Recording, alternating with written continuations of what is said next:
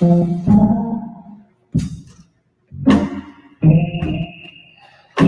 that over there. Hold this. The trigger's hurting me.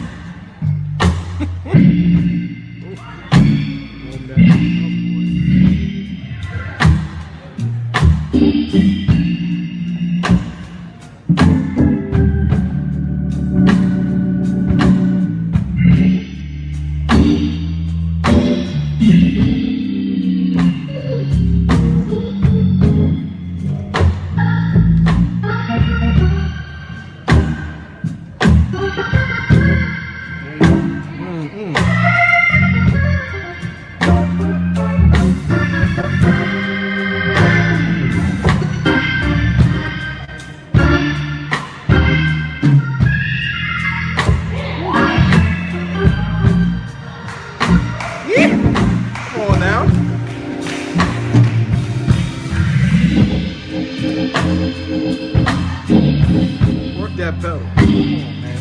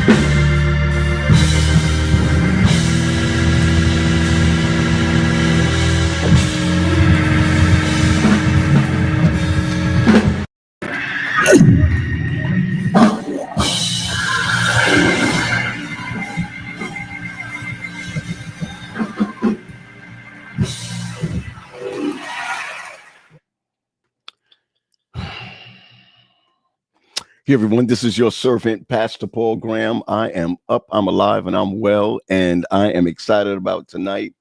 We missed last week. That's I'm gonna say that this is Leah's fault why we weren't on last week.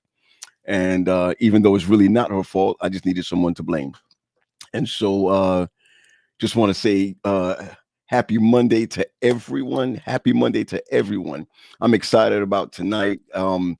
I've been in touch with our good folks this week, and so I'm so glad that they don't even know what we're about to talk about tonight. They have no clue, but I got a clue, and you better have a clue. So I'm going to ask you to share this with others right now. Share this with friends, your neighbors, share this with your enemies. And where is Quest? Oh, here we go. Here we go, Quest. Here we go, Quest. You already know what it is. What you saying, bro? How you doing, brother? Man, I'm coming up off of a cold, but I'm doing all right. I'm doing all It's, right. man, I talked to your wife. She said that you weren't feeling too well, so I sent you something in the mail. You did? No. Oh.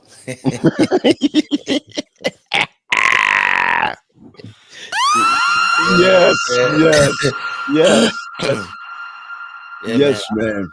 I'm fighting this stupid. It started out as a some upper respiratory something or another. Lost Mm, my voice on Wednesday through Thursday. Started coming back a little bit on Friday. It's okay, still kind of quirky. It ain't at 100% yet, but it's at, I don't know, a good solid 89, 90 maybe. But hey, yeah, we're listen, gonna we're gonna fight it, and we're gonna fight it. We're gonna fight we're it, gonna man. get it Fight it. right. You Yo, sound man, good though. something special happened today. Okay, talk to me. Um, I was driving through my subdivision, Hmm. and I was going to the front of the subdivision, and there's a long hill that goes down, and then it comes back up, and then you end up at the manor house, where you hold the events. That's where the main thing is. So um, we have like a little self-contained community kind of thing where the you were here. Were you here? Yeah, you were. Right across the street is the outlet mall from the church. I Yes. live in the area right behind there, Okay. right? Cool. And so this older gentleman that I see at Harris Teeter, that's a supermarket here. Um, he I see him there all the time. Older gentleman, um, older white gentleman, all white hair, Okay. tall, slender, probably a little bit shorter than me. He was walking down the hill. So I drive past him, and I see the uniform, the Harris Teeter uniform, the shirt, the little polo shirt or whatever. Yeah. So I stop and I put the car in reverse. Because I stopped and passed him. I was like, I wonder if he going to work. Of course he going to work. He got the dog on and his badges on and stuff. Go on. And so you know how you contemplate for a moment? I was like, don't contemplate nothing. Put this car in reverse. Yes. Put the Yes. car in reverse. Just I do it. said, as I saw him, he had his little badge on. I said, Mr. Gord, it's short for Gordon, right? I said, yo, I know you, right? And he said, everybody knows me. I said, you work at the Harris Teeter. He said, I Mm-hmm. sure do. I said, well, I'm on my way there now. Would you like a lift? And he was like, I sure would. Now, Mm-hmm. if you're walking, it's probably going to take you about 20 minutes to get there. Okay. But if you're driving, it's 5 minutes. You know what I'm Okay. saying? Mm-hmm. And so he gets in the car. I said, how's your Monday? He said, Mm-hmm. it's good. It could be better. I said, it could be better. I said, look how beautiful it is outside. You know what I'm saying? He said, yeah, I know. I said, well, what's troubling you? And then he said, I'm going through a bit of a divorce. Wow. Hey, Wow. how are people going through divorce in their late 70s, early 80s? How is that? I How? can't figure it. I can't. I mean, I can't figure it. Unless he's younger and looks older. But the man, I'm telling you, he could easily be my father. Wow. Easy. Right? And divorce.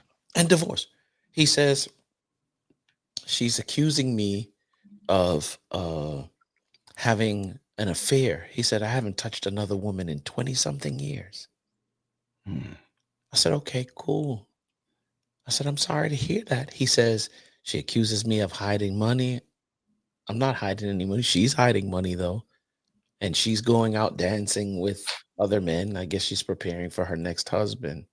And I said, Ooh. Mr. Gord, I feel it for you, and I'm praying for you that this goes as well as it possibly could be as you navigate through this Mm. challenge. So then I said to him, he said, the good thing about all of this is that it's brought me closer to God.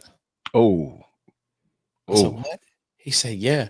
I said, what church do you go to? He says, when I can go, I go to Elevation. Apparently they have a car, Hmm. but he wouldn't leave their bedroom. So he said, since I haven't done anything, so why am I leaving the bedroom? He said, she's like, oh, okay, cool. You don't leave the bedroom, I take the car. So he's had to walk to work for the last year. Oh, that's okay. That she's wilding.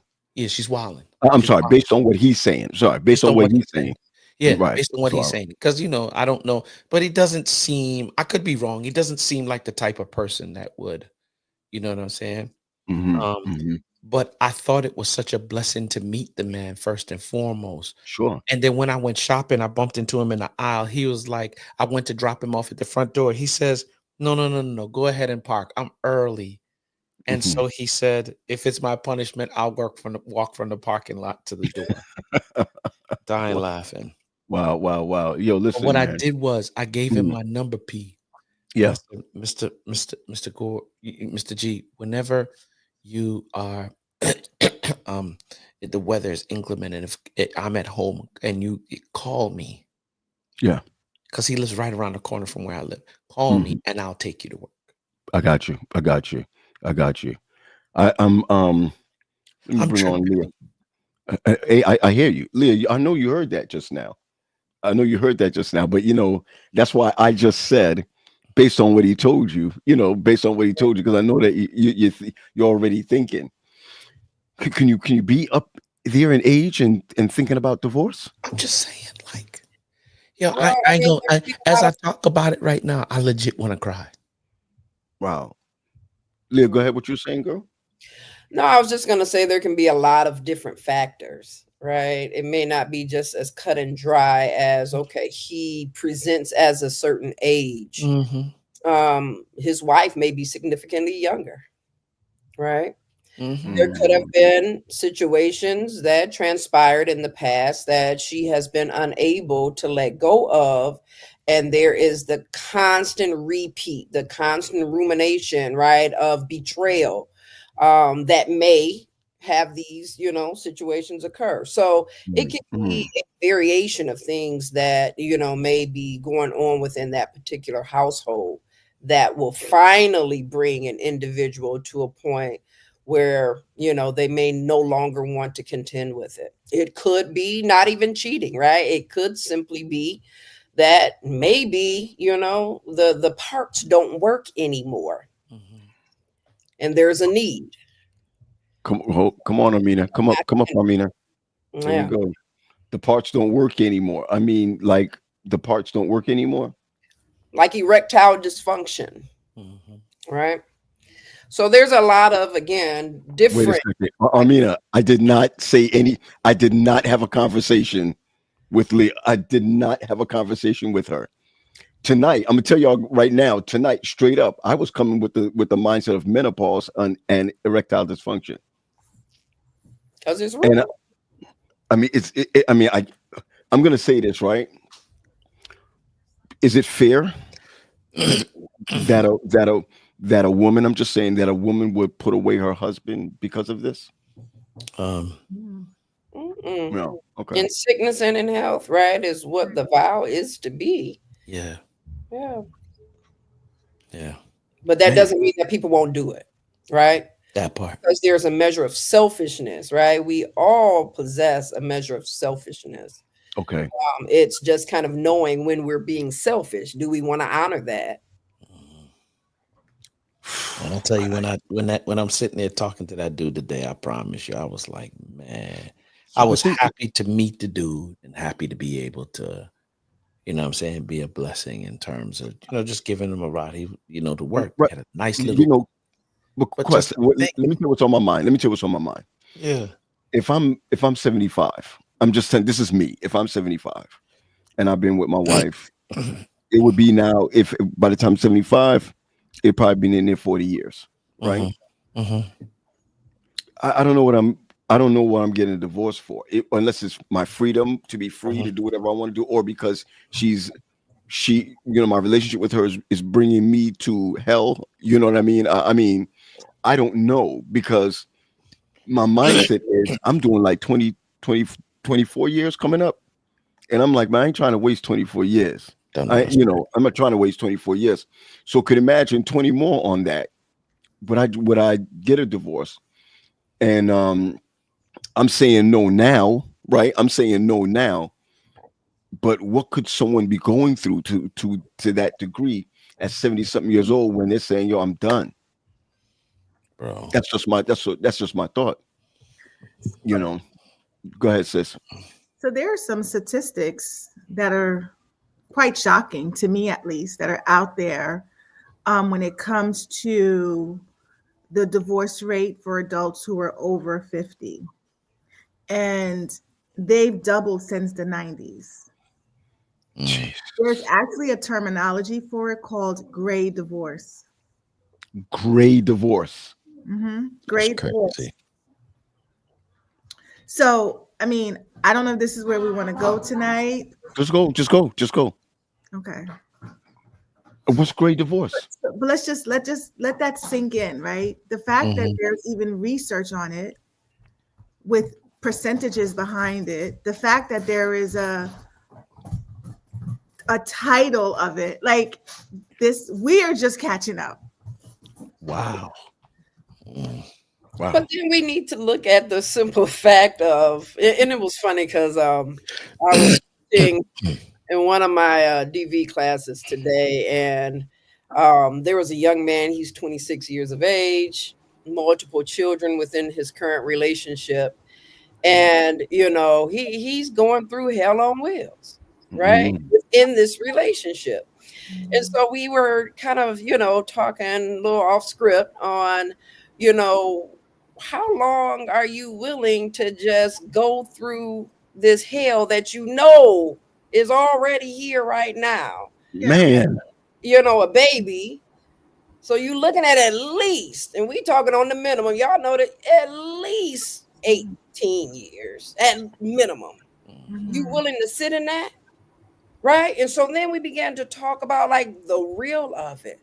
Most people are remaining in their marriages just simply because some of the things you were saying. I done put 20 in. I ain't about to, let that go, but you're miserable. Wow. To your point, Leah, I just spoke with someone this week who is a Christian and is contemplating divorce because of the covenant and their loyalty, and also what people would think of them, struggling with what they should do. So where's the loyalty? So who's the loyalty to? They feel guilty about leaving their spouse. And then it's, the covenant, right? And then it's also, what are people going to think of me for leaving? Wow.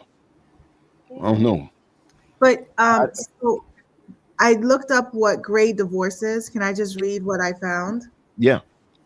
So it refers to the rising trend of couples over the age of 50 getting divorce. This term was popularized to reflect the stage of life often involving gray hair, when many assumed couples were settling into retirement, not separating. It challenges the long-held belief that if a marriage lasts into later life, it will last forever. And then it also talks a little bit about this phenomenon that's sort of out there, challenges us to reshape what aging, relationship, and freedom looks like. Yo, listen, I think about this all the time. When people that I know of personally that have gotten divorced, they would say to me a year later, months later, I'm free. Right? That's what they would say. I'm free. And my question would be, what are you free from? You understand where I'm coming from? So I'm gonna hit Leo real quick, and I'm gonna come back down. to Terry just real quick. I'm going to ask you if you felt free. Okay, what did you feel free from when you got a divorce? I felt free from the mental abuse that he was trying to impose. I didn't even want to go through it.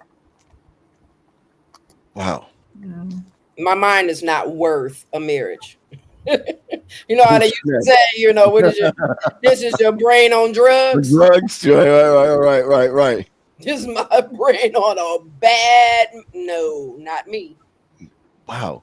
So you wouldn't you're not going to waste your mind on a bad marriage. Listen, Paul. 3.5 months in the home. Mm-hmm. Try it again, 4 days.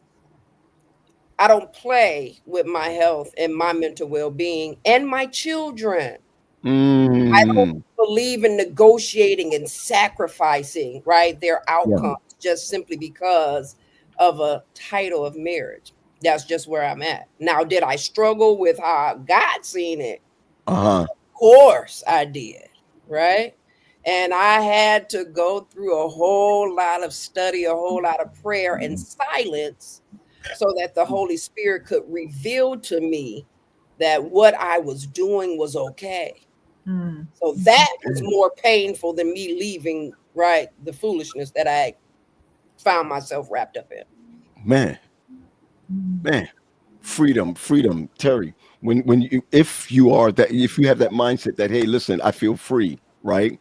What would you feel free from in divorce? You know, say you always getting out of prison. No. We're just down that road for a second. What would you be free from? I think I was free from the tyranny. Okay. The tyranny of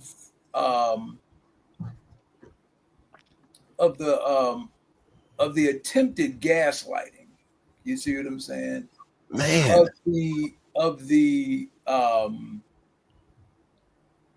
power and control, you know, trying to the tug of war about, you know, how the kids should be raised and how the home should be, and you know, that is freeing. You know, it's devastating because, you know, like I said, I put 26 years in the joint, you know, and in heaven, I'm still married. You see what I'm saying? I did not divorce.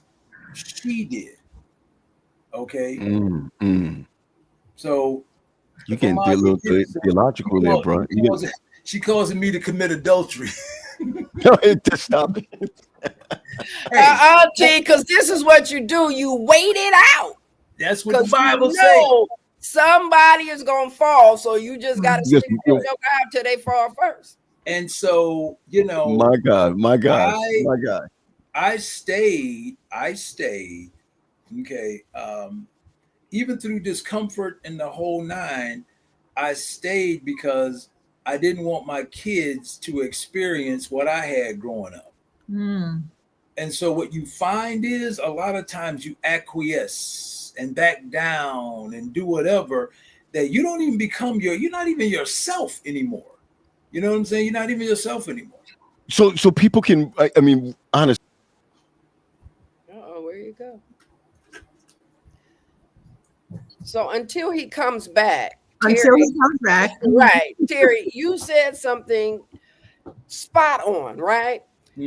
That a lot of times individuals within the marital, you know, union will acquiesce to another individual, knowing, right, that they are miserable and not thinking that their misery is translating into the misery of their own children.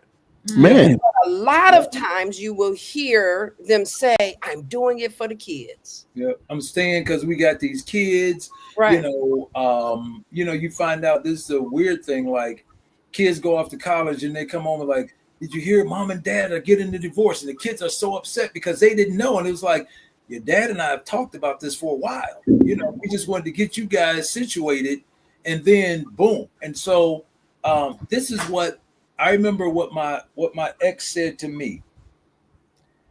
And I was like, so we got these kids, you not, and her whole thing is this: kids are resilient. That's what she said to me. And I said, so if kids are resilient, why do we have all these adults walking around with problems? Listen. Wow. If kids are resilient, why do we have all of these kids walking around with problems who come from divorced homes? And then when my daughter, because my son was in school, and my daughter started doing things, guess who she would bring her to? You. And I'm like, well, I guess that's that resilience you're talking about. Mm. Because my daughter and my son saw me when they got up and saw me when they went to bed. No longer is that happening. However, it's you never, I don't know when people say I'm free, there's certain things you're free from, but you still connected. I don't know if you saw my post or whatever. My daughter just graduated, high school. We just came back, from Congratulations. whatever the case may be. Thank you. And it's like that whole, connect. I used to take her to school every morning. Her mom would pick her up. It was me and her, me and her, me and her. And one of the things that you say you're what are you free from? I'm free from just the like, I can breathe. You know what I'm saying? I can breathe now. And those are some of the things that I didn't have to worry about anymore. What did I miss? I miss coming home to kids asking, "Hey, dad, whatever." You don't get that anymore. Now you come home to a quiet house, and over time you be like, man, this is kind of nice. It's kind of nice. So you don't have to fight with anybody. That verbal jousting that goes on, you're free from that. That mental anguish that Leah was talking about, that mental, wits, we going back and forth trying to match wits, and I'm going to do this and I'm going to do, no, you're not going to do, whatever the case may be. And so that right there in and of itself is freeing. It's freeing when you don't have to deal with that. It's a sad thing, but like Leah said, man, your mental health is everything. It is everything. And we have to look at the cumulative effects of it. Year after year after year after year. And if that gentleman Quest was, let's say, in his 70s, and let's say they married in their, early 20s, Lord help, that is 50 plus years of compound trauma, fighting, fussing, the whole nine, accusations potentially. And again, that's to say that it was this, horrible marriage. But often, it doesn't necessarily have to be horrible. Yeah. Learn how to be friends within a marriage and not have a marriage. Yeah, I just knew my man. Can you imagine waking up one day and realizing that you're not in a partnership, but you're literally living as roommates? That's what they're doing now. Yeah. And did you hear what Quest said, that when he asked him, I don't know if Quest, you asked him directly, like why, but whatever you asked, he said, she believes that I'm cheating on her. Yeah. And so that tells me that there's definitely some mental anguish that's there, right? Because, I don't know that they just woke up one day and she believed that. His response was, I haven't touched another woman in 20 something years.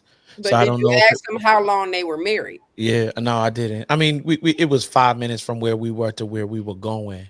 Yeah. So it really and truly, my interaction with him during the time, first of all, I just felt like it was God led. I don't know what it was for. Maybe I'll find out later on. So I was like, whatever I'm going to hit him with, I need to hit him with quick, because there's no, Lord, why would you allow this man to come in, for me to just like lock in and pick my man up and take him to work? Well, I think what a good question is, and I don't know if you asked it or not, question. I don't even know what we're talking about. But just listening to what you were saying, I would say this.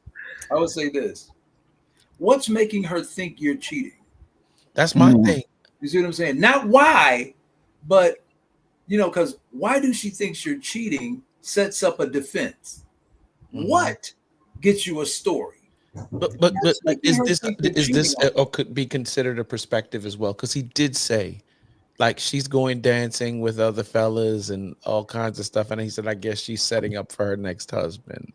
Yeah. Right? Some Sometimes men, people could be doing things and then projecting them onto you, right? and they'll say that you doing it too, just so it can satisfy Yeah, the narrative. You know yeah. what I'm Okay. saying? Like, And Okay. I get that a lot, Quest. I get that a lot in my DV classes. A lot mhm, of guys say, "Yeah, man," they say that they blame you because that's what they doing. I said, "No, not necessarily. What are you doing to make that person think that?" Now, it could be mhm, just this, Quest. It could just be insecurity. You Yeah, maybe. see what I'm saying? Wow. So that was how exactly what I the was going to question say. to him is like, how are you feeding that insecurity? Because sometimes Mhm, we feed an insecurity and we don't even realize we're feeding that. You mhm. see what I'm saying? Can a marriage be Terry? 1 second. Can a marriage be broken, totally broken, based on insecurities alone? Yeah, What? Yeah. Absolutely. We dealing with Absolutely. a family member that's dealing with it right Absolutely. now. Mhm. Absolutely. Because see, insecurity is based out of what? Myth and fear. That's Mhm. what insecurity is based out of, myth and fear. And Yeah. so the bottom line is if she's thinking that there's some insecurity, she could be insecure, and the insecurity could have happened from a past relationship. Mhm, Now, Mm. when I say relationship, I don't talk about intimate. I'm not talking about intimate. It could be a relationship between her and her mother, her and her father, her and a family member, or whatever. That Mhm. insecurity is there. Girl, I'm telling you, if a man start moving different, he cheating on you. I'm telling you right now. So she's getting this information, and then we all know of the all of the foolishness, the reels that we see, a real man, a real woman, and so you start watching the real housewives of this housewife or that. All of that foolishness gets if you're looking at that stuff, it's going to become your relationship. Ooh, I wonder. Mm. Know me. Well, he And didn't do so. He didn't do that. And when the phone rang, he got up and walked out of the room. Why did he do that? Because you were watching TV, and I don't want to disturb you. That's not what she's thinking. She's thinking he's taking a phone call from somebody else. You never know what. Wow. yeah. 'Cause I we have a got you. situation right now where one spouse thought the other spouse was cheating, but there's no solid evidence of that. But just because it's in your mind and that's the thing you keep telling it, it becomes real to you. So the I other got you. spouse ends up in another affair, right? And then the justification is that, well, you did this, but how do you know that this happened? There's no evidence of this thing happening. You know what I'm Mm. saying? It's just something that you're telling yourself, and they're reliving it over and over again.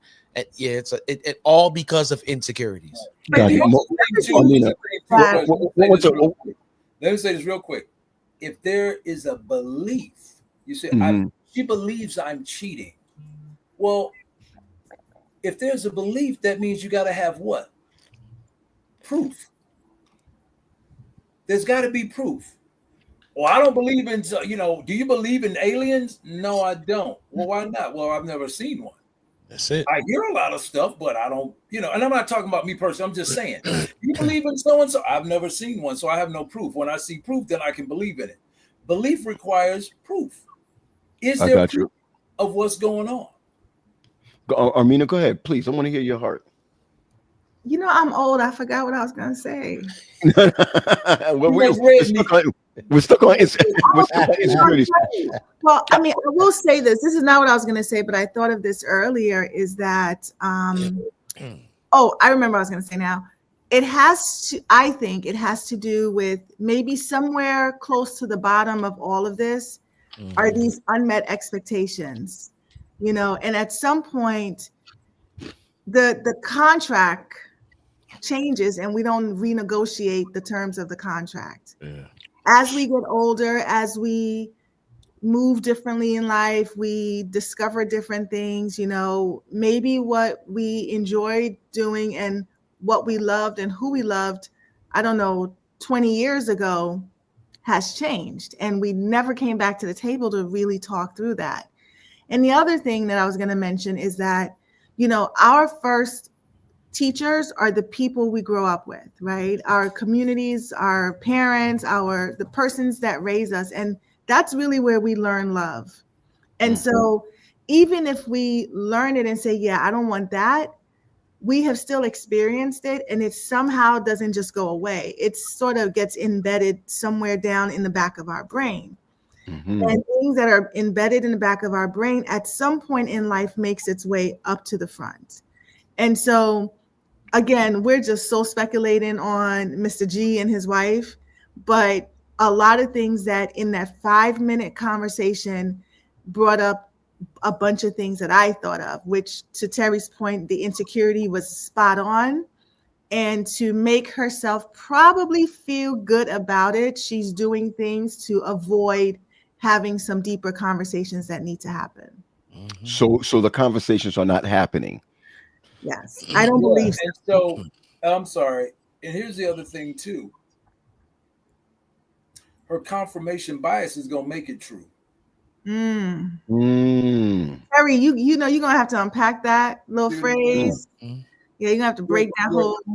So your confirmation bias Yeah. is where you believe something, and you believe it so much that it becomes truth because all right, so I'll give you an example. So for instance, if if a woman is saying, or man or woman, ain't no good women out here, all these women ain't nothing but blah blah blah blah blah, that's what's going to come his way. Because so he's attracting that person, every woman he thinks is going to come his way. The ones who are good are kept away from him. You see what I'm saying? Because every woman, your confirmation bias makes it. See, I told you they're all the same. They're all the same. See, I told you it's all the same, because that's what you're looking for. So now your bias becomes confirmed because your mind is telling you that all women are no good. You see what I'm saying? Mm-hmm. Your mind is telling you that all men are dogs. There are no good ones out here. So guess what? Every man you see is going to be a dog. Right. So your bias now gets confirmed. What Terry is saying is that we believe things, so we're going to seek out all of the proof to confirm what we believe.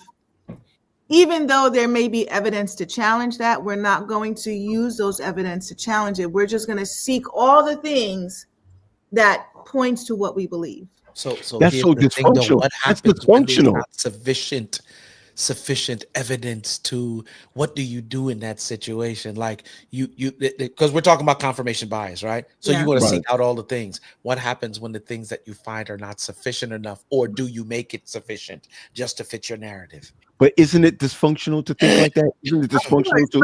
If I believe, for us it is, but if I believe that my spouse doesn't care about me, I'm going to be looking for things that points that he doesn't care about me. And I'm going to say, see, I knew he never cared about me. And then we also have to look at the fact that sometimes when those behaviors actually show up, there is some gratification in it. Was that you were right?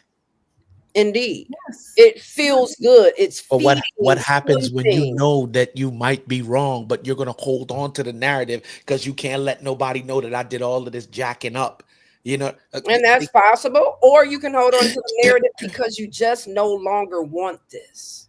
So you don't want to be accountable is what it is. That part. Wow. So here's a scenario. Spouse, or you just might not want it. Like literally, you can outgrow things and no longer want it. If I wear a certain suit for X amount of years, I don't care how quality that suit is. I just might get tired of that suit and don't want it no more. And people will get tired of that. And don't get me wrong, I've heard of this before. So I'm not asking this question as if I'm daft. But there are people out there who gets tired of a relationship, and a solid one. You got it. It's a solid one. I'm going to throw a monkey wrench in this for a moment. Oh boy.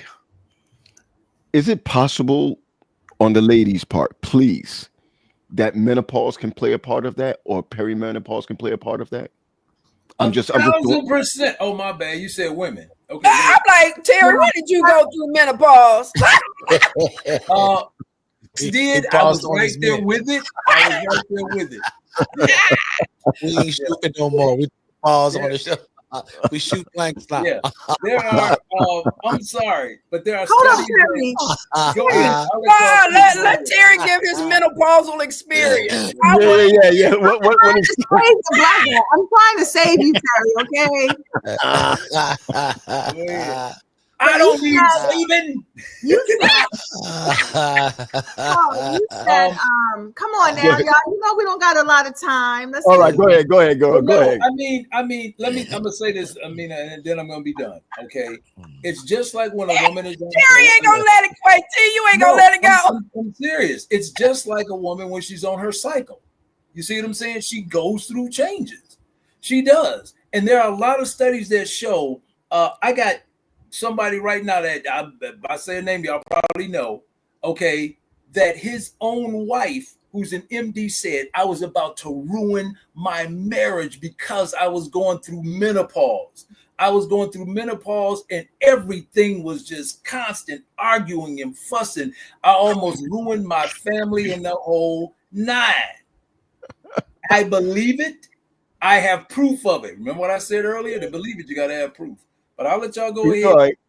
My sister said, somebody who was going through it. My sister said, Terry, let the ladies take this one. Come on, Armina, hit us. Can menopause play a part of this? What is this? Let's unpack this, right? Because we're talking about two things. Go ahead. We're talking about gray divorce and we're talking about conscious bias, right? So which one are we talking about? Listen, I want to talk about what women, how women can menopause feed into, right, this high probability, right, that the data you reported of divorce. Well, just explain what is menopause. I don't want this anymore. You get like, I don't want this anymore. Stop. Let's not do that, right? And oh my gosh. Let's not go down that road, because does it play a part? Yes, I think it plays a part. Is it the part? No, I think there's so many factors in it, and I just want to make sure we're clear. Like, I just want to say that it could play a part in it, but it is not the reason. And and so Terry, you have nothing to say on this part of it because listen, I actually agree with what you said. I thought that's what I just said. He asked the question and I said 1,000% it can. I went through that. Guess what? I would come in. But Terry, you got to be the last one to talk on this piece though. Just pause for a second. She said pause for a second. Okay, I will. I will stand down, but just so you know, I will stand down. This is the first time I've ever seen Terry stand down, especially to Armina. I will stand down, but they call me doctor for a reason. Go ahead. And it's because they call me doctor because of the way I operate. So go ahead. Come on, Armina. Bring it, Armina. Bring it. Yo, Terry, I want to hear your experience in the matter, but unfortunately, you're not the expert in this one. So just pause for a second, okay? Because you do have lived experience in it, but you caught it on the end. You didn't catch on the other end. I see. Go ahead, Queen. Y'all are too funny to me. But anyway, what we're really kind of looking at is what are some of the things that Okay, go ahead, Lee. I'm sorry, Lee. Go ahead. And what I'm hearing from you, Paul, is you're asking, is this something that potentially could play a role in this? As Armina is saying, it's not going to be the end all be all most times. Sure. But sometimes people will wake up new creatures. And we don't even have to know what in the world is going on with us, right? And some people will make impulsive types of decisions. When you don't stop, think, analyze, right? Reflect. When you cut all of that out and you move impulsively just simply because of how you're feeling at that moment, then yes, that's how poor decisions, divorces can actually ensue. But again, it's so many different moving parts that could be the reason. So what about our part, Armina? What what is man's part in something like that? So we got to seek to understand, number one, right? And so it's always going to go back to conversations, but there are impacts that menopause has on the marriage. And if we could just maybe talk through a few of those. Okay, cool. So that people are aware of what they're seeing now. Some of these impacts are the same as someone who may have mental health challenges, right? So we got to, again, have conversations. There has to be probably a doctor visits to confirm some levels within the body to make sure where we're at. So these things are stages. It's not just something that happens, although for the woman, she could wake up one day and be like, you know what? I ain't signed up for this. I didn't sign up to take care of everybody else and not take care of myself. And now I'm going to take care of myself. But some of the impact could be mood swings, anxiety, depression, loss of libido, maybe even painful intercourse, especially in this area. Sexual intercourse can be impacted or affected. And fatigue, brain fog, we are not talking about menopause. It's one of those things that women are suffering in silence. Wow. I'm on this whole silence kick lately where I'm just like, yo, let's just expose it all, right? So we can deal with it, talk about it, and get through it. But when it comes to menopause, women are suffering in silence. You may see the fan out, when you're just like, it's not hot. I'm not hot, but you see the little fans at? Oh, not that fan. Yeah, I'm scared, but go ahead. And even with a lot of the symptoms that Armina is, sharing with everyone, sometimes men, you can mix up whether or not your woman is having a menopausal experience. It could be stress. Right. Wow. Because it shows up the same way, including the loss of libido.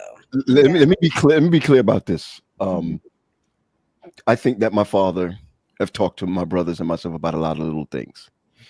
I think I've heard so much from my grandmother. I've heard so much from so many people. Even in church, I've heard in the conversations.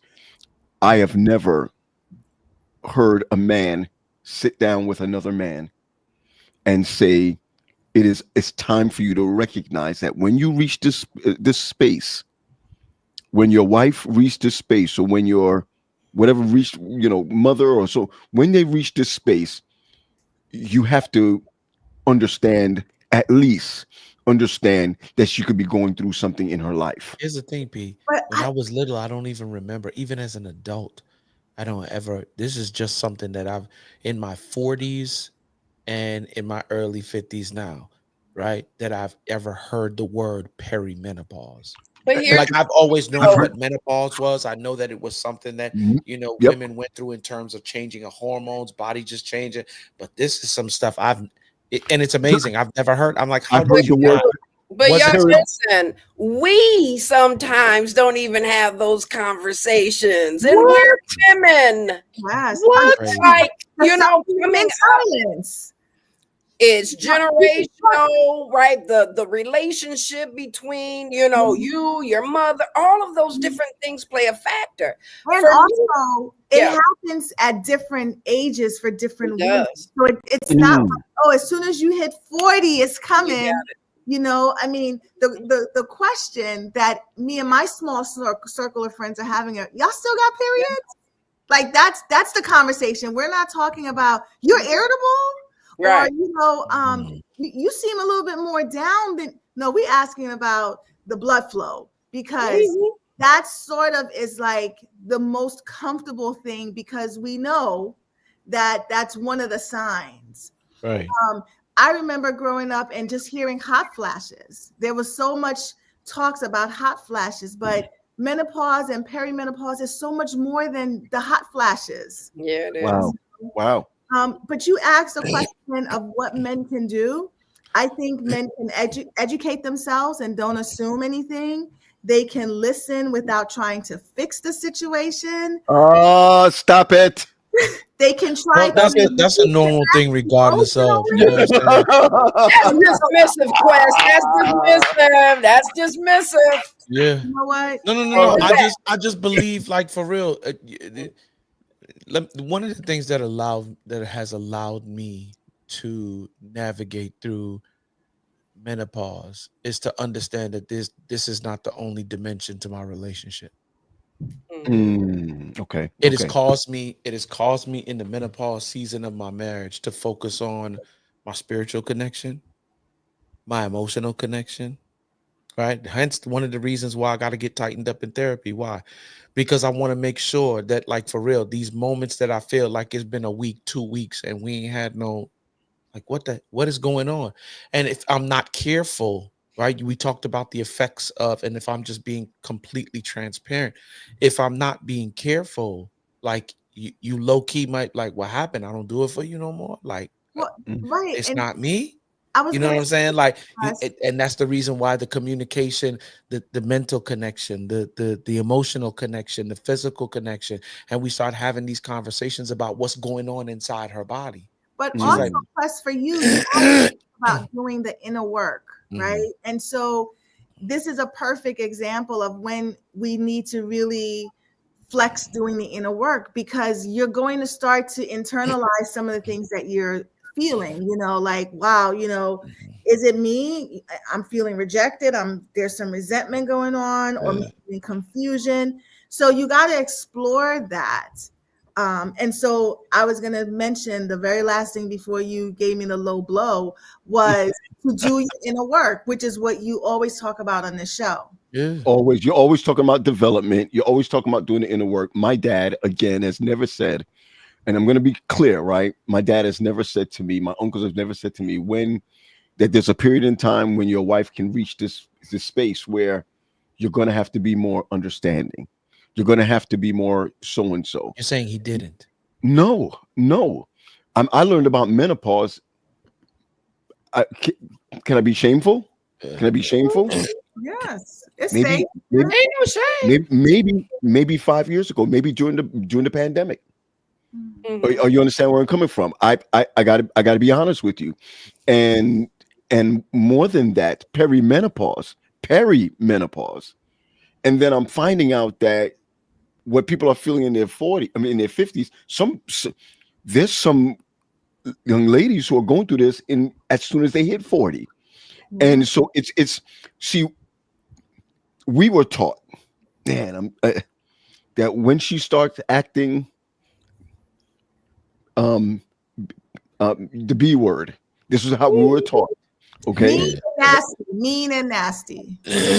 Well, I you didn't see, say I that, want by the way. to. The reason why I don't want to. That's his real, right? That's your real. This is what I've been getting as a kid growing up, and when you say mean and nasty, right? I think that the B word is what is really what is denoted or whatever to her, and no one is saying to us, look for the signs. No one is saying to us, she may not want to. Like, I give you a strong. Can I stop you right there? Can I stop Yeah. you right there? What if you can't hang your hat on the label menopause or perimenopause, but yet and still she has the same symptoms? What do you do then? What I'm saying to you is, if someone said it, if the conversation would happen, I would have to hang my hat if I love her. No, you're not hearing what I'm saying. Right. Come back again. If I remove the label of menopause, take that out of the equation, the symptoms are the same, but it's not menopause. What do you do then? Where do you hang your hat at then? I hate you. I know it.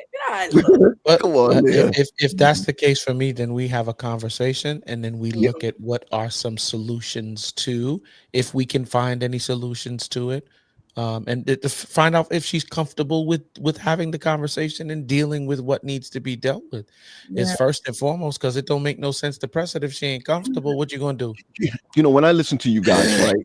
And I'm going to go back to you, Quest, real quick, right? Yeah. When I listen to the way that you answer certain things, right? Yeah. It goes right back to everybody's clinical ways of dealing with how they deal with certain things, Mm. right?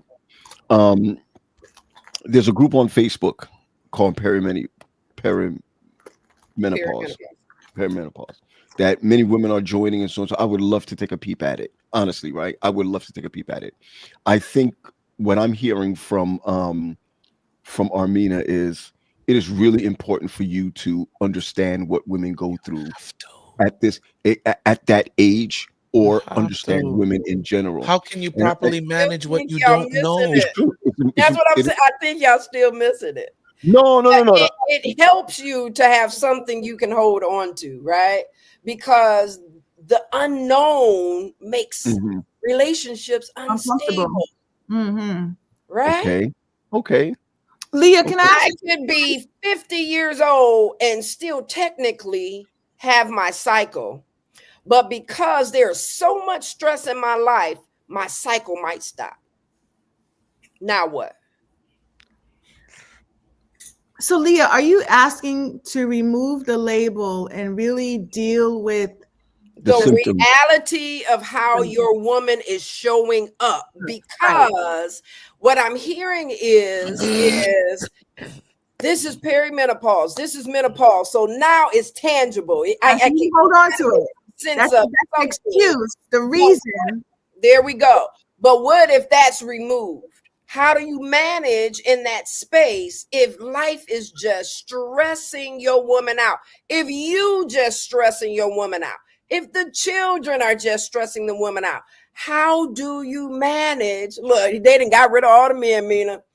But it's listen, sis, let's just say I'm feeling some kind of way tonight. I'm just saying, this is the reality. It's scary. It's a scary thing that you're saying. It doesn't have to be, though. It doesn't have to be. When you open up your heart and mind to, like, okay, this is something that doesn't affect me directly, but this is my partner, my rib, my bride, whatever you want. Like, I need to find out or have some level of understanding as to what you're dealing with, what you're going through, because I can't be of assistance to you if I don't know what's going on. And here's Understood.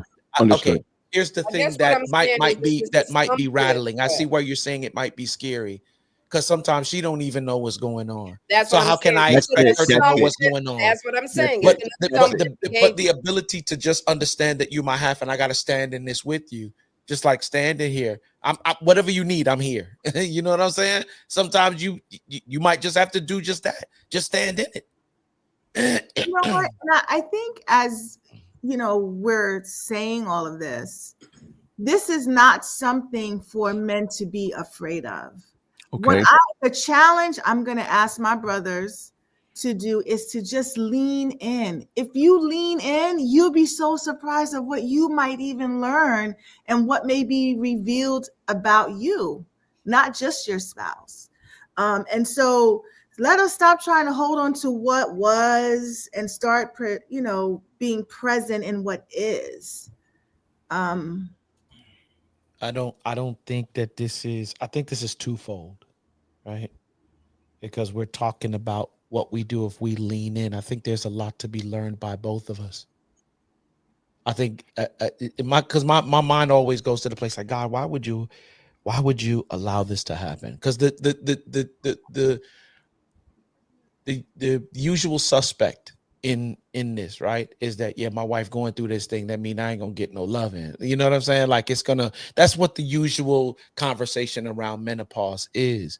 But I think that there's a lesson on both sides. Like, I can't really speak to women because that's something like, but I know that there's something there to be learned. Because if you don't know half the time what you're feeling and how you feel it and how to communicate that, much less for us to know, I think there's a lot to be learned on that side. On our side, I think we have a lot to learn, that your relationship is so much more than everything can be cool as long as you get in that physical connection. But what happens when you go extended periods without it? Now you're going to have to lean into some stuff now. You're going to have to lean into all the other dimensions of your relationship. Your conversation that you used to have no longer suffices. This is a different season. So now you're going to have to converse and fill the gaps. What does like I said before, what does it look like for us to connect spiritually? What does it look like for us to connect mentally? What does it look like for us to connect emotionally? Like I told you one time, I'll never forget it, man. We was at Faith's house and we were playing this little cat and mouse game. And by the time I we both ended up in the same room after. We just locked eyes, and immediately, I'm talking about belly type laughter, tearing up kind of laughter, right? And sometimes that kind of laughter, right, depending on how mature you are in your relationship, is better than a doggone orgasm. I promise you. Sometimes, depending on the season that you're going through. So I think that like this is a two-way street. There's a lot of ground to cover. There's a lot of things to learn. And I think we both, not just us, I think women can learn from their side as well. Yeah, I'm with you with that. I'm going to say this because Terry started off with something that I'm going to tell you honestly. That without a certain level of understanding, you can get to a point where I'm gonna just say this, right? No, I'm gonna ask this. Can this be an excuse for behavior? If you can, if you operate without integrity and character, you know what I'm saying? If you're dishonest, then of course it can. You can use anything as an excuse, right? This is why I said what happens if you can't hang your hat on that. On that. Yep. Yeah, you know, and see, this is why when Terry was speaking earlier, now, you know, to pull Terry into this, for him to say, listen, what I've experienced could have possibly done this. What I've experienced is, okay, she makes a comment, right? Armina made a comment that vaginal hurt. I don't know. Okay, that he can. Vaginal dryness.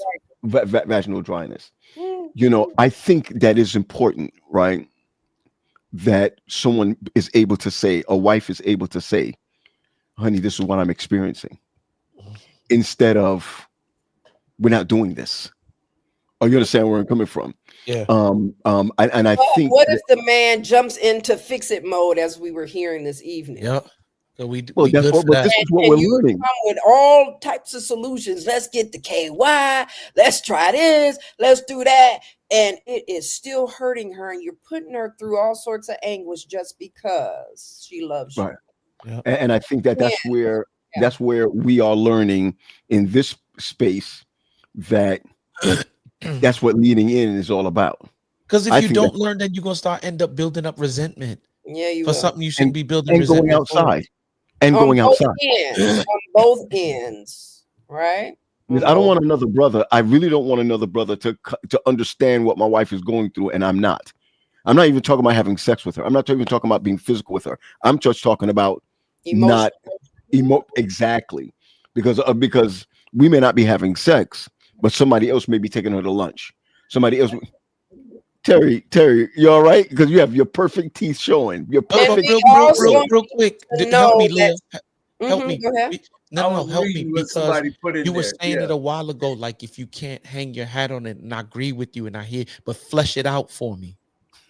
So what I'm saying is those same symptoms that Armina was presenting, are exactly what you can get just from stress. Yeah. Absolutely nothing to do with menopause. Yeah. Just everyday stress, overwhelm, right? Depending on the role in the work. I remember I had to have Lonnie do some research. Well, actually, he ended up doing it on his own because I kept talking about some things, right? And one day he came back, being a clinician and being a trauma clinician, right? I deal with the heaviest of the heavy. Secondary traumatic stress will wipe out every bit of everything out of you. And yet you have to present and show up for your mate. So one day he, on his own recognizances, he started to do his own research on this thing. And I came home one day, he was like, you know what, babe? He was like, this is crazy. You were really right. Like, he didn't believe me at first, right? Because, you be thinking that your woman trying to get up out of some stuff. No, the body anatomically or physiologically responds to outside stimuli, the environment, right? And the pressures of life. So much so that stress can shut down your ability to produce the hormones that's necessary. Yeah, I saw this chick today. Her body, just because of stress, this black woman, her body broke out in boils, like Yeah. like water bubbles all over her skin. It was ridiculous. It was crazy, Yeah. just because of stress. Just because of stress. Also, too, you're talking about menopause. All of that, what Leah's talking about, also could result in amenorrhea. What is it? Amenorrhea. Mm-hmm. See what I'm saying? Yeah. And Gotta break down the term for them to you since you brought it up. I appreciate that. I don't listen. I don't I don't mind being ignorant. I don't want to leave ignorant. Okay. All right. Go ahead. It's just basically failure to have a monthly cycle. And that's why I was saying the stress can take away the woman's cycle, but you may be thinking your wife done finally hit menopause. No, your wife may be stressed out and her body is unable to produce the chemicals that allows for her cycle to show up. Lord Jesus, then where do you hang your hat with that? And that's why I asked you. This is why you hear so much men talking about menopause. My girl got menopause, and so she ain't. No. Really dig deep. Really have conversations. As a believer, this is a heavy conversation because what I'm looking at in terms of the bottom line is that you either built for marriage or you're not.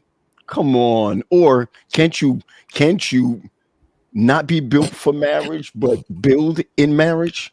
You can if you have a willing spirit. Please give me some hope. Give me some hope, Doc. Give me some hope. I'm just saying, because like for real, I hear this stuff right here. You hear people say marriage is work.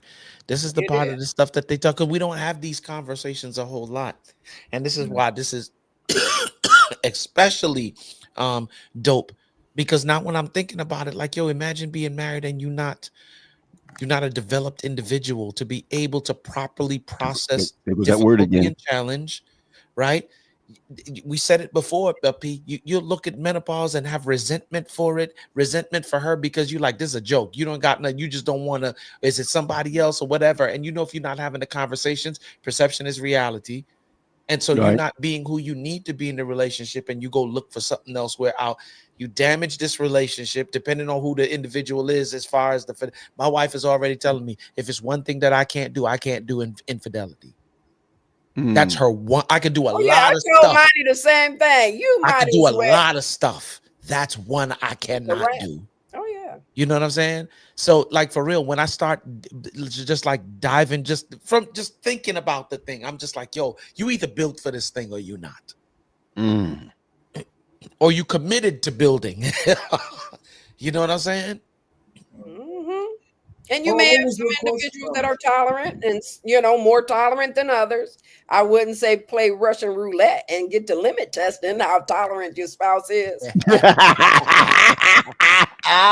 that forgiveness shall be abound. I think, Paul, when you were, I think the issue is, and Leah was saying it earlier, we are designed, men are designed to fix things. Okay? True. Yes. That's how we're groomed.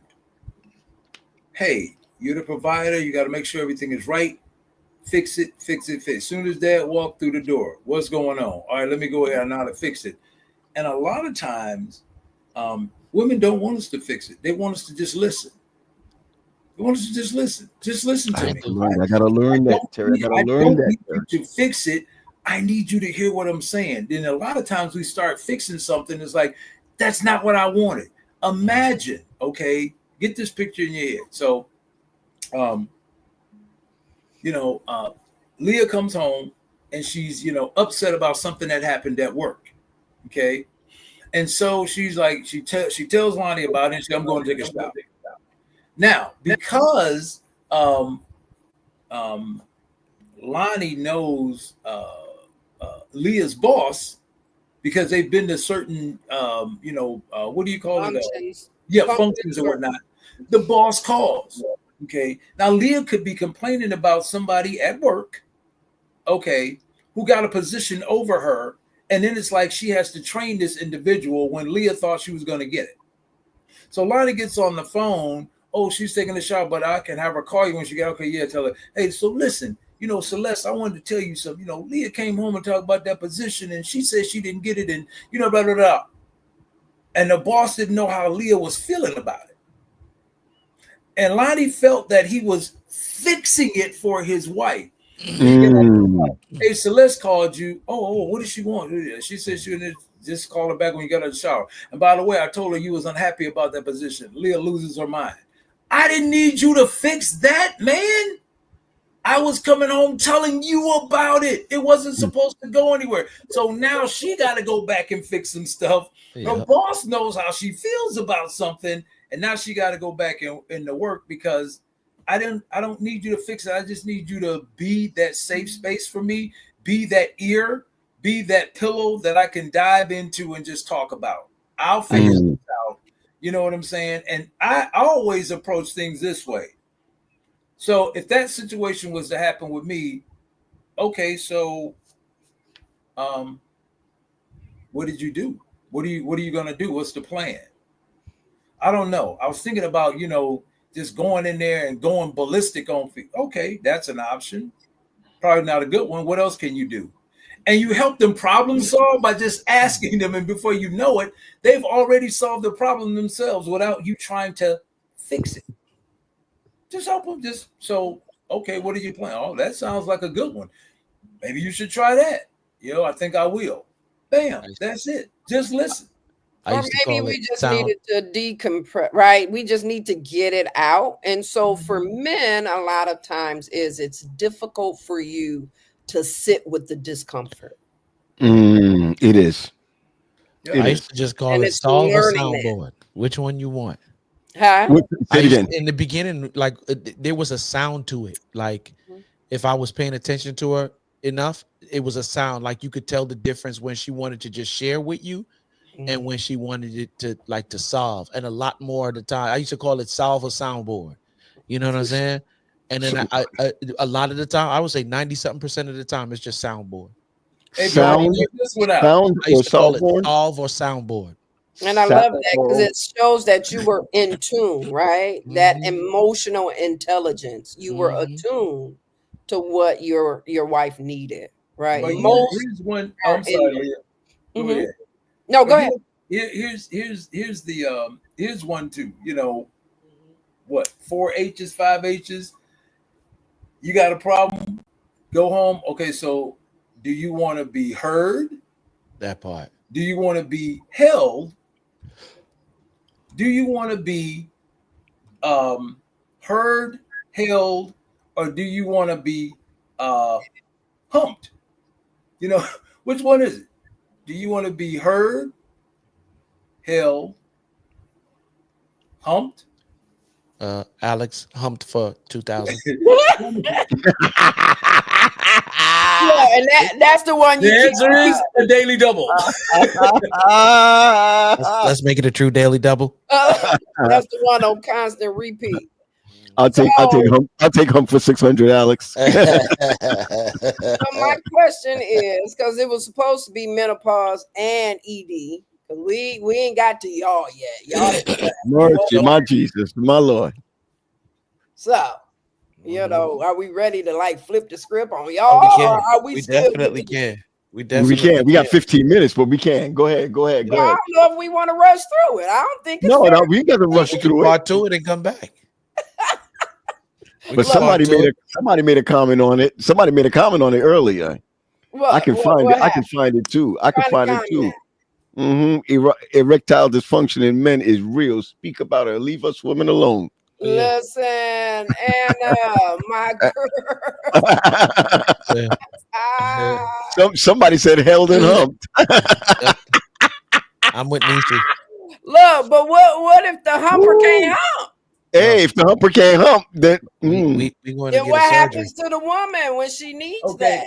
I They got forgot. There devices was that'll one help more. you I with knew it was that. one I was forgetting. Do you want help? Do you want to be heard? Do you want to be held? Or do you want hump? And they may want all four. Alex, let's do hump again for 600. But what if we only wanted to hump and he can't because he got ED? Wow. Wait, how did we go to ED? Well, because that's where we started. We started. It is where we started. My bad. It is. Okay. So answer the question, Alex, for 1,000. Yeah. Oh, what's the question? Well, What happens Amina, turn your phone like this. We going to see somebody because I got to deliver the What mail. happened when she is feeling the stress of life? She's overwhelmed. And she says, I went through the 4 H's and I want the ladder. I want to hump. Now what if your boy got ED? Blue chews. Should Blue chews. walk away or what? The rose. Rose buzz. Get everything hard. Get your nose, your ears, everything hard. What's the one they got now? You put it under your tongue, you dissolve in 15 minutes, you turn into a jackhammer. I was imitating Shay. Get everything hard. Okay. If he can't hump Terry, no, he can't hump me. Wait, who's humping Terry? Wait. I just stepped away for maybe 10 minutes. I forgot. What is happening right now? There was a space in between there. Okay. There was a space in between. You can't hump me. Well, again, that requires a conversation. You know what I'm saying? It requires a conversation. And if you present the 4 H's and it doesn't go down, she already know if there's a problem there. It's already down. It's down. You can't pick hump. I can hold you. I can help you. You know, it's already down. Yeah, it's like that ain't gonna work tonight. But there's so many y'all should talking around this ED thing. You know. Okay, so Tori Patterson wants to talk about the wet noodle. What do y'all want to talk about? I mean, what are some of the reasons, right, that men are unable to get up and to satisfy because it's not all, right? Okay. So let me say this. Just like you guys. Quest. Leah started it. I just asked the question. Leah said it's already down. Listen, but all right, so here we go. All right, here we go. Just like women. See, here's the myth. Here's the myth that all men are always ready to go all the time. We may be thinking about it all the time, but we're not always ready to go. And here's the other thing too.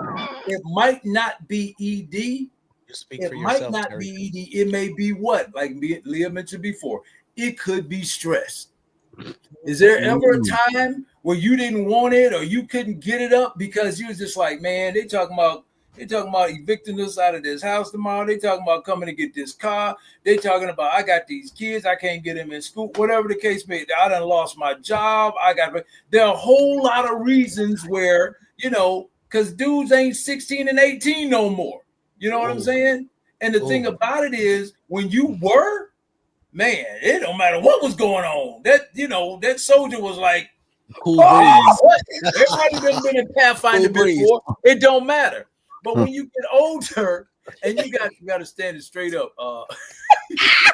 Like okay, there you go.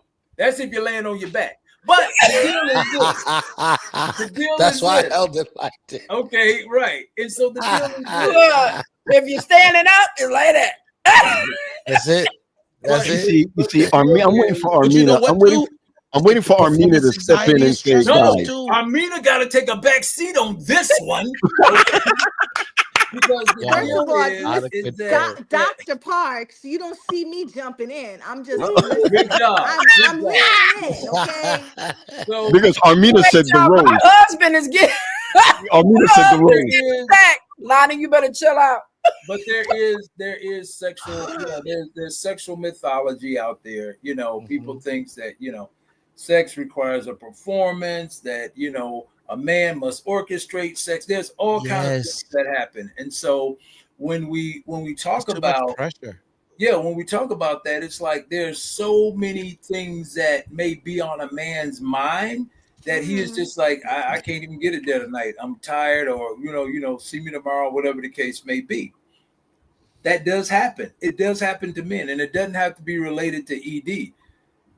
Now, so as Leah was saying, take away the ED. Now, what can you hang it on? You got it. No pun intended. Okay. Because you won't be hanging it on that when it look like crap. Hey, Hang your hat on this one. I know some people who have erectile dysfunction. Yeah. Yes. And I know we're joking, but this is a serious thing. And you see, didn't I tell you what's coming? Didn't I tell you what's coming from me? Didn't I tell you what's coming? It is. I mean, I know some people who take certain pills. Choose. Whatever they take. I will say this, by God's grace, I'm just saying right now that is not an issue for me, but it can happen. It can happen down the road. And I think take too much moringa. Or what was a pineapple? What was it? Watermelon. Watermelon. It was watermelon. I think pineapple is a thing too. Yes, it is. Mm-hmm. For a certain reason. I'm going to be quiet now. I think I know the reason. Yes. I think I know the reason. Okay. But the same thing with a woman, that a man should understand his wife is the same way the wife must understand her husband. I do recognize that there's some individuals as men that I know of that can't, not because of the physical, but because of the mental. All right. And I had one individual have a conversation with me the other day who simply said, because his wife doesn't want it all the time, when she wants it, he feels like I shouldn't have to. Now that you want to. So I can't get excited about that. Or another individual, and that's why I love guys that I miss I'm going to say my old church when I say this, that it's so few and far between that you don't want to enjoy yourself now because later on this thing is not going to happen until another month or two or so whatever. So I'd rather not play in the sweet house, because if I play in the sweet house, I'm going to be without it for a long time. So I'd rather not. And then you find individuals that they have this issue of ED when they're with their when they're with their spouse, but when they're not, they can watch something and be ready for themselves. You see where I'm coming from? And so there's so many issues that men, if they're able to, can talk about outside of medications and blood pressure medication that cause these things to happen or what have you. There's some things that are mental, and there are some psychological associations that actually happen. Got it. And I think the same. Similarly, I was just going to say similarly, let's just say, for example, you see people in the movies, and after they get done having sex, they roll over and they smoke a cigarette automatically, right? And so you have these autonomic thoughts over time that is built in. So he can actually get up because he's used to that feeling, that actual sensation. And sometimes that's necessary to even, transition into that next thing, right? With your woman. So it's knowing what works for the union. I got you. You see, again, just what I love so much about you guys is that this is, and I'm going to say it, and this is so important. A conversation that doesn't happen where it needs to happen. I'm going to say it again. It's a conversation that needs to happen where it doesn't happen. Church, community, I'm just saying that church community, and I strongly believe that this is one of the reasons why men ought to come together to have these conversations, the safe conversations, where women can come together and have these conversations. Because what I remember was women at church telling the young girls at church that if you want to keep your man, if you want to do something, learn to do this, learn to do that, learn to do the other. But no one told us, understand that when they reach a certain age, this is where you can be. And I think that the fear aspect in this is my own woman not knowing where she is. And again, Armina, what you said was so telling. Be there, lean in, have the conversation, talk about it, be present. I saw somebody put that up there earlier. Be present, and I think that that's not just for all the other issues, right? Can I say this real quick, P, and interject it right in there? Well, go ahead. Like, for real, if you're married and you're not having these conversations, you beat. Okay. If you're married, you have to have, and you're married, you have a halfway decent marriage. You have to want your marriage to grow through the seasons. You have to want that. But if you take these issues personal, or if you internalize them, it's going to be hard to have the conversations. But you know what it is, Mina? It's difficult for people because this is a muscle in their marriage that they are comfortable not exercising. Wow. Yeah. Wow. I find out who I really am in certain groups, like my chest, my back, my arms, my shoulders, like my arms, no problem. I hit the gym, I do a couple of reps, immediately everything stands up like, yeah, we here, right? Because I've learned how to practice that muscle over and over and over again. I hate leg day with a passion. So some days I skip it. That's between me. You don't tell my trainer, but I'll skip leg day sometimes. And so now when I gotta go up and weight and my legs is doing stuff like this right here, and I walk out the gym with them, go like, for real, they feel like two wet noodles and they tremble in every step that I take, right? It feels that way because I don't exercise those muscles regularly. Right. And there's some of us in marriage right now, the reason why you feel about the conversations that must be had, that will grow your marriage from season to season, from level to level, right? The reason why you respond to that the way that you do is because those are muscles that you refuse, and you're okay. Yeah. You're comfortable with not exercising those muscles. You're going to pay for it. But Quest, what if those muscles, aka communication, was never the thing that was established in the begining? Right. And I think, Leah, that's probably one of the things that we need to start normalizing as far as us having these conversations. Don't do relationship if you are not prepared to have serious conversations. Because you're not dealing with just you. Everyone are not.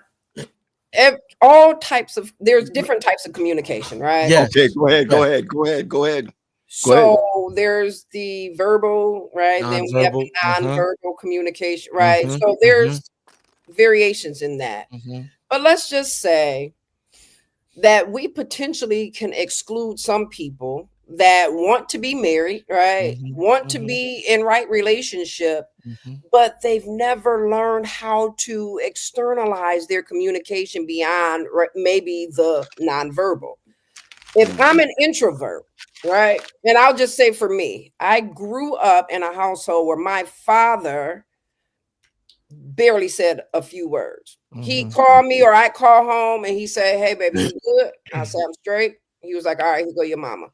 That's the extent of the conversation. So if this is something that I was shaped in and I get into a relationship, we don't talk, right? And I may not even know that this is abnormal.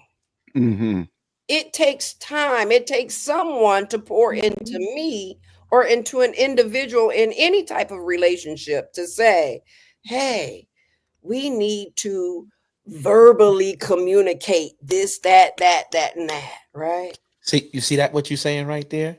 That's the stuff that we have to be putting out in the forefront. Like if you're going to do a relationship, this is what communication needs to look like. If it doesn't look like this based upon how you grew up, then you're going to have to make some adjustments if you want that to work properly. Exactly. Yeah. And these are real conversations, like you're saying, that needs to be laid out. You know how many times I've been on like house building work sites where the dude who runs code, like the state or whatever, and they come in and they're like, yeah, that pipe is wrong. That pipe needs to be 3 feet over here. Mm-hmm. Guess what's not happening until that pipe moves? A license. Nothing. Nothing. They Nothing ain't is building happening. nothing. They Nothing. not doing, because We're that not does pouring not concrete. meet code. Nothing. That's right. Nothing. That's right. Nothing is Everything comes to a stop until the pipe guys come back in and move that joker over 3 feet so it can meet code. Then the building can continue. Our problem is that we've been building and ignoring relationship code and building anyway. And then we find out why, because life just has a way, relationship just has a way of presenting the difficulties and challenges. Oh, if you would have did it the way that you were supposed to, then we wouldn't be here facing this right now. But the thing is if I don't know. Yep. There are so many that just don't know how they're supposed to be. It's almost like being a parent. We don't know how to be a parent. Yep. Wow. Listen, let's hold on. Let's land the plane. I got questions for everybody. Let's land the plane. Yep. Well, I always want to ask what y'all doing tomorrow. Here we go. Mina, you made a comment earlier, and I'm going to ask everybody around the horn with this, even if it's the same answer. What does leaning in look like? Whether it's ED, whether it's menopause, perimenopause, when it comes to your spouse, what does your spouse? Well, that's where we are in this mindset. What does leaning in look like? I want to start with you, Armina. Being curious. So the questions that you're going to ask is because you genuinely want to know. So being curious and listening with non-judgment. The perimenopause, menopausal thing is very sensitive and it's very personable. It is. So if you're asking questions about my behaviors or symptoms only to justify what you're going through, to if you're looking for what we talked about earlier, those biases to confirm what you've been thinking, then you're not leaning in. Wow. I know we usually throw you off, but stay on with us. Just stay on with us. Terry, what about yourself? What does leaning in look like? Leaning in is actually a therapeutic tool, that therapists use. When someone's talking, you just lean in like this, let me get a closer understanding. And so that's what Amina is talking about, to expound on what she's saying, is just leaning in, getting a good understanding, and maybe doing some imago, like, okay, so what I heard you say was, okay, is that correct? Yes. Is there anything more? Mm-hmm. Yes. I also want to say this. You see what I'm saying? And so you take that, lean in, and ask those questions. Have the hard conversations. A lot of people don't want to have the conversation because what has already been set up has been uncomfortable. So he said, well, I ain't gonna even say nothing to him because I know he got his mind and he ain't gonna change. So I know, well, I know what the answer is, so I ain't gonna say nothing. So hey, you lean in, be present in the moment, accepting and acknowledging it without judgment, and not getting caught up in emotional responses to the situation, or in thoughts that are about. Not getting caught up in thoughts that are about the situation or emotional responses to the situation. You know what I'm saying? And what does that mean? Wait a minute. So what she telling me is it's my fault because of so-and-so? That's the thoughts about it. And then the other deal is what? Emotional responses. So what you said to me was I hurt. That's all that is. I got you. Since since Armina jumped out, she just dropped the phone. I'm gonna have you in the back room also. And just wait for us. Leah, what does leaning in look like to you?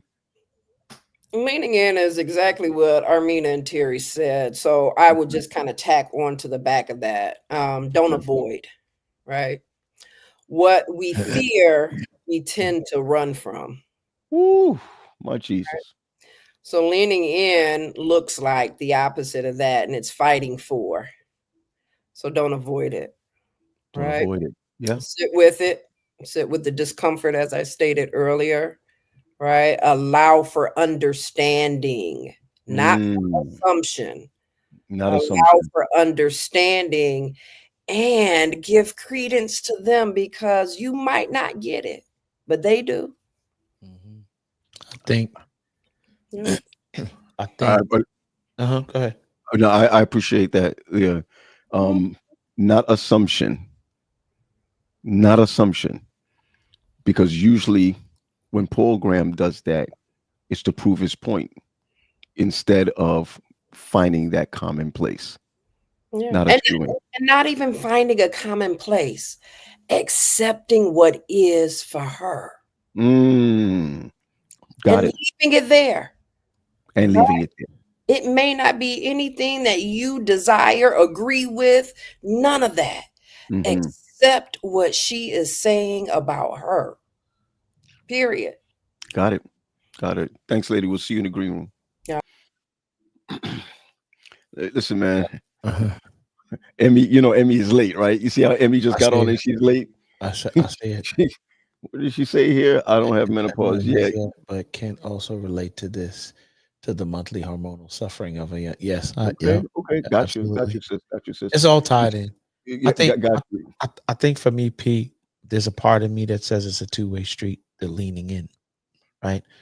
I do believe as a husband, it is my responsibility to start the reciprocal. If there's a reciprocal component to it, the jury's still out. I believe as a husband, it's my duty to start or to initiate. Understood. And my leaning in is me from a standpoint saying, I don't know what this is. You know what I'm saying? But I'm here to provide. I'm here to serve. Wow. You. Provide almost sounded like to fix it.